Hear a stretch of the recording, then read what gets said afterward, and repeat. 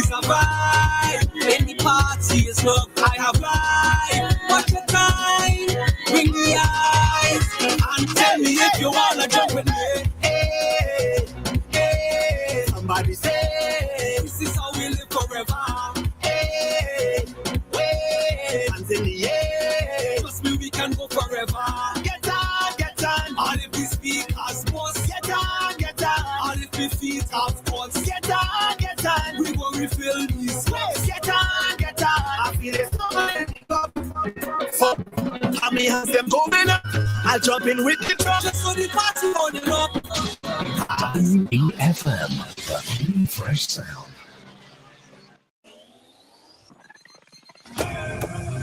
Rise and shine.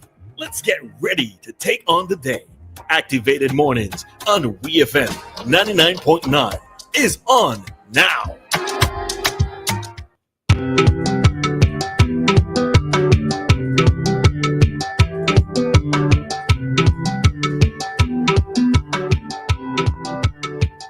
We reach back. Right, we're back with more Activated Mornings on the Clean Fresh Sound. Right now, we're supposed to be receiving a call from Kingsley the Freitas so that he can give us his morning commentary. Kingsley, if you're listening and you can and are going to call, we're going to give you a little bit of time to do so.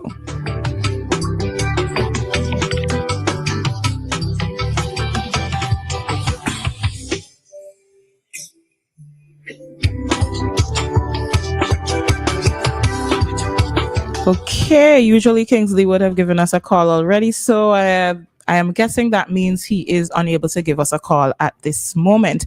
Nevertheless, we are going to go on with our discussion. And remember that you can call us 457-9997. That's our WhatsApp number. That's our landline number. So either way, you have credit, you have data, you have Wi-Fi, you don't have what you don't have.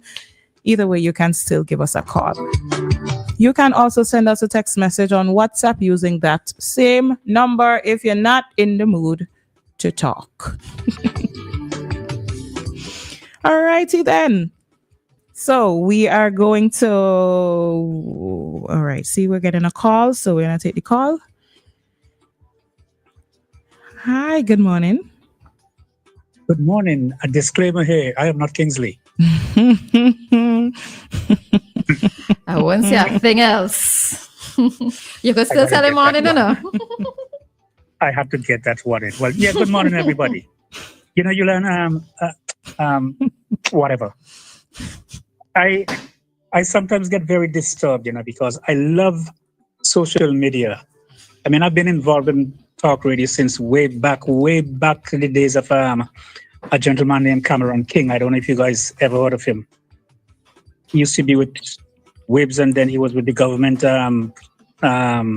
radio station. I can't remember what it was called. So I am no stranger to this. I've been on radio just about every place you could think of, and enjoy it. And above all else, I love St. Vincent.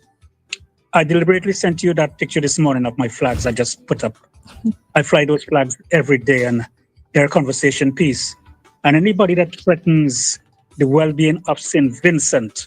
Now, I'm not saying Vincentians, because to be honest with you, I couldn't give two whiskers about how people want to do to themselves.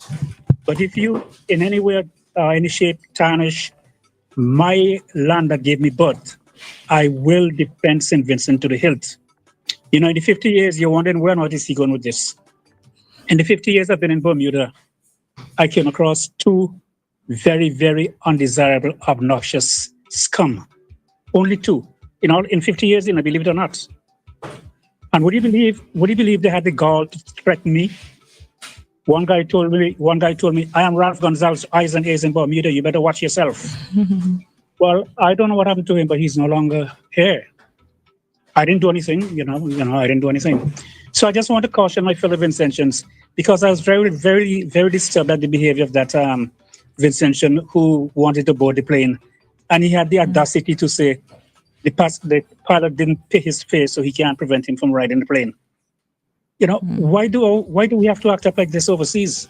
I'm going to pause just in case you want to kick me off or say something.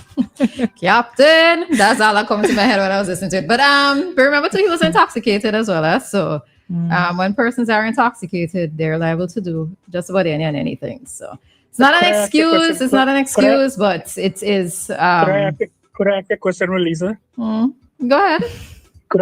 Have you ever been drunk? No, I've never been drunk. No, I'm going to say this, and I don't worry about those knock-knockers out there who want to say, listen to that Safe Soul bar attack, but drunk.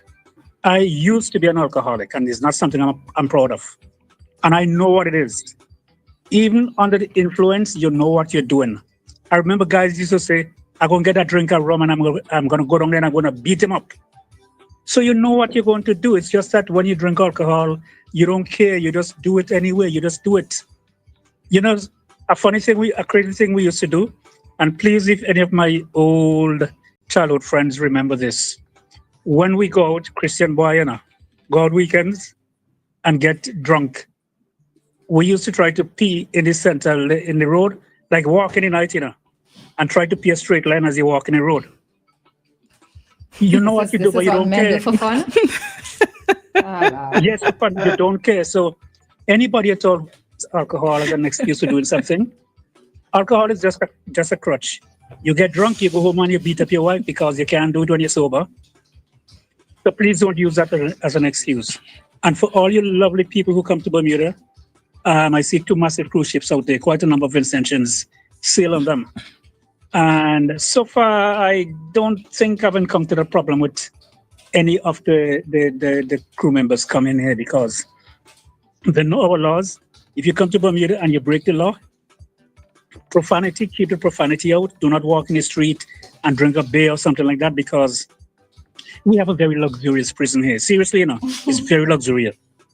We would be I don't own Bermuda, but I would see to it that you stay here a little longer at my expense as a taxpayer. So please continue to be the wonderful people you are. And I must give a shout out to my friend Carrot. I don't know why St. Vincent, the police commissioner, allowed her to leave St. Vincent because she is one of the finest police officers here in Bermuda. You could always see her here, you see her there, you see her everywhere. And she don't play around. She even threatened to give me a ticket one time when I actually went to give her something. I ran a stop sign and she threatened to give me a ticket. She gave me a warning. That's how good she is. So that's my rant, and I really don't care who wants to be against me.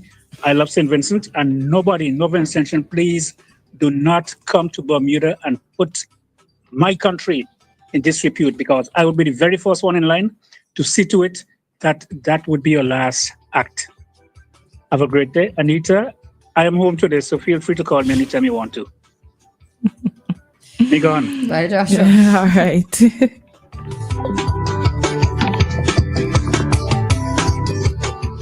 Right then. So that was Joshua's contribution there. He was talking about, he talked about several things, including something that we read in the news this morning about a Vincentian who was not behaving so well at the airports in Barbados. You got anything to add to that? No, nothing. All right. Then we have. Okay. Somebody was trying to call before they called now. So, hi, caller. Good morning. Good morning, Roleza and Dianna. Good morning. Yeah, Dianna, you're on point this morning. We're talking about the Soca Monarch. Yeah, Dianna, right, man. Dianna, you're good. Continue, please. Let me hear. Roleza would like to win the argument, but you stick to your. Let me hear why you said the other point. Okay, all right. Listen, seriously, there's criteria, right? And it's 5 criteria involving Soca Monarch. And lyrics carries the most points, and then melody. Performance also have the same points as melody. Arrangement is important too because that carries 20 points. Roleza, 10 points only go to crowd. I know. I don't say that. I'll tell you in my opinion where he didn't score no points. For example, his entrance is on a crane, and that is way off the stage. the judges judge what is in front of them on the stage. If I was his advisor, to let him come down from the roof, enter from the roof onto the stage. That would be more impressive than way out, where nobody can see him. And it take too long too, in my opinion. Nobody know if he was on the crane. Yeah. And then Look me in the air. Look me in the air. He said that. You know, you know what I'm saying? So that is some of the disappointment for me. Added to that, I think he was breaking up the song too much in terms of cutting the song, because you need to hear the arrangement. At least go a verse and a chorus before you start to low cut and all that kind of nonsense. Okay. So he you know, actually, Dianna make a good point when he said you only have some dancers, right? Your presentation on stage had to be with your team of what your song is all about. I mean, just having some dancers ain't necessarily related to what you're saying in the song. Okay. And the other point is that over your time, you have 7 judges, and if 7 judges have to take 1 or 2 or 3 points from you, that's a lot. Is every minute today is 1 point from each judge, and I'll just leave it at that. All right, no, but you see, listen, this is me, right? Whenever somebody is correcting me, I like to hear the reason why. And I can totally understand where you're coming from. And I'm hoping that even if Magical not listening, Miss Mary, his mother, is listening, so she will tell him that at least these are, coming from somebody, and you sound like you in the know, right? Coming from somebody who sounds like they're in the know, these are the reasons why it is that he fell short. So I could fall back now. It's fine. I could totally fall back. All right. my advice to these artists, they must attend these workshops, and they learn a lot. And also, Dianna, you was mentioning about the production team. You are correctly right. They're supposed to be attending workshops and to gain some knowledge, lighting and song and so forth. Okay. All right. Thank you for that. I'll have a good day. You too.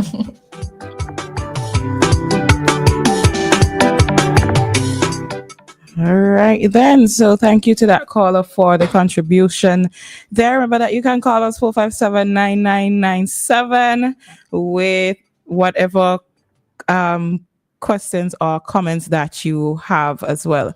So to get into another topic at this time, yesterday there was an incident in Kingston at the Kingston Cooperative Credit Union where an individual was shot by the security guard. Well, he was shot and killed by the security guard. The young man who was killed is Shanad Gloucester. He's 47 years old. He's from Barrowley.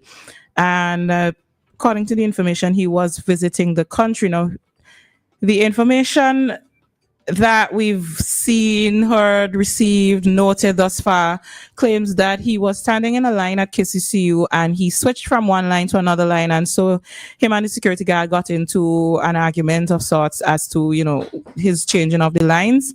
They got into it a little bit more, things escalated, and eventually he was shot and he died. The police did release a statement on it. This is what they say according to their preliminary investigation. At 12:35 p.m. yesterday, Gloucester visited KCCU to conduct business. During his visit, an altercation occurred between him and an on-duty security guard, resulting in him being shot. The police were alerted and they responded promptly to the scene. The crime scene investigations unit processed the area, recovered several items of evidential value, and they are continuing their investigations. As usually, they are encouraging anyone with information that may assist to contact the police to, give that information there. So unfortunately, we were just yesterday, we were commending ourselves for having a wonderful carnival season. The police even released a statement earlier yesterday as well, commending the public for the carnival season, the role that we played in the season, basically having a good season and not giving them too many things that they would have to investigate, too many, things like murders and so on. And then yesterday, unfortunately, we had this incident occurring. It's really sad.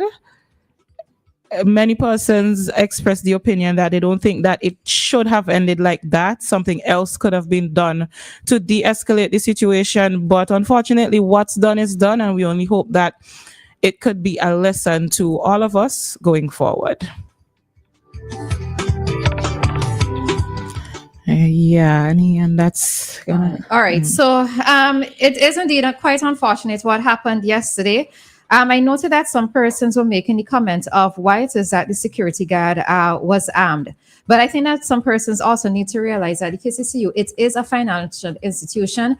And we have seen instances in the past, at least in one instance, where persons armed went to rob a credit union, right? So I cannot necessarily fault in the case of a financial institution having an armed security guard.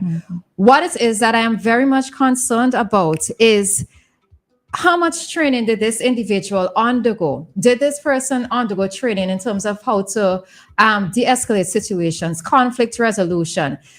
And a greater part of me is wondering if this person, the security guard, if his ego came into play, right? Because he is here in a position of authority, and he is thinking that this person is not complying with his directive, and as a result, he felt the need to show greater force, right, in order to get the person to comply, and unfortunately, killing the person in this instance. But when you look at it from the standpoint of the victim, I just do not want it in a stupid way.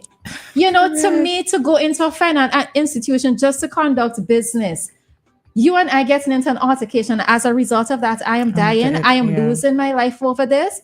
I'm thinking, you coming, you in the van on your way into town, you're walking into this institution. I'm not going to be expecting that I'm going to be dying, going to conduct business. I'm not going to expect Dianna and I get into a confrontation. What happened? We don't cuss out anymore. Just have the consultant. If the person is not complying, and one of the things that you tend to do is if you see somebody is not, they're not falling back, you just allow them. You allow them to do what it is so that they can get out of the institution faster. But for it to come down to this, I just find it so stupid. I don't know what else word to use, but it's just so stupid, and it means that there needs to be greater training for persons who are carrying firearms, not just those who are being issued firearms for personal reasons, but for those who are using firearms or being issued firearms for professional reasons, because it really and truly should not have come down to this. And then I felt it for the police yesterday too, because I'm there saying, look, the police is issuing a statement saying nothing at all happening. I could imagine the commissioner putting his hand on his head and saying, what you mean? We just come off for 4 days. This is what is happening as an institution. So it's really, really disheartening. And I don't know. Yeah. I start saying I don't know sometimes, but I literally don't know, because this just does not make any sense. This situation does not make any sense. So. Yep, and right there we are going to end this session. Of course, as we get more information from the police, we will, we'll bring that to you. In just a minute, we're going to be talking with the police, but not on that particular topic. We're going to be having our Cop Chat discussion. So we're going to head out of our talk segment, and we'll be back with Cop Chat shortly.